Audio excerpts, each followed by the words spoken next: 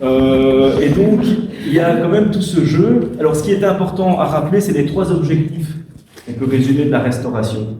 Il y a forcément la conservation des fresques, mais il faut faire attention pour l'ensemble des chapelles à fresques, que c'est la cerise sur le gâteau, qu'il ne faut pas oublier le gâteau.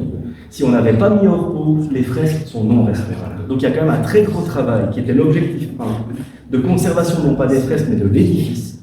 Et c'est le décapage complet des ciments, la pose de dallage pour éviter l'empoussièrement qu'il y avait avec la terre battue. C'est également une ventilation avec la réouverture de cette porte. C'est la mise en enduit pour protéger l'enveloppe, des corrections ponctuelles de la couverture. C'est l'ensemble de ces éléments-là qui permettent aussi de donner un caractère pérenne à la restauration des fresques.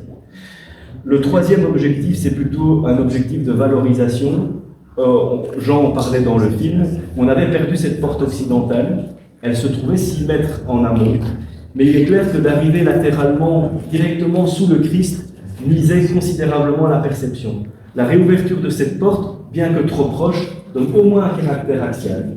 C'est vrai que la différence de niveau entre le dedans et le dehors nous a quand même permis d'avoir ce petit perron qui en fait nous relève. Et je pense que j'ai le schéma. Donc ici, vous avez tous les problèmes liés à l'eau qui ne sont pas négligés. Ici, c'est quand même des cartes où vous remarquez qu'on arrive jusqu'à 100% d'humidité dans l'eau.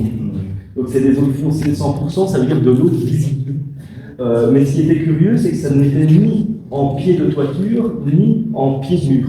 Donc ça n'est ni de la remontée du sol, ni de l'infiltration. C'était uniquement la porosité des maçonneries qui, par la perte de leur enduit, par la perte de leur mortier, c'était littéralement rempli d'eau. Donc Jean Louzetti m'avait même expliqué l'anecdote qu'en injectant le coulis de chaud, il y a un nid de serpent qui est sorti du mur. Donc ça montre à quel point ils étaient creux.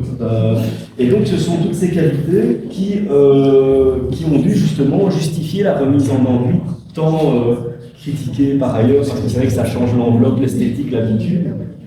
Voilà, donc ici vous avez le petit schéma.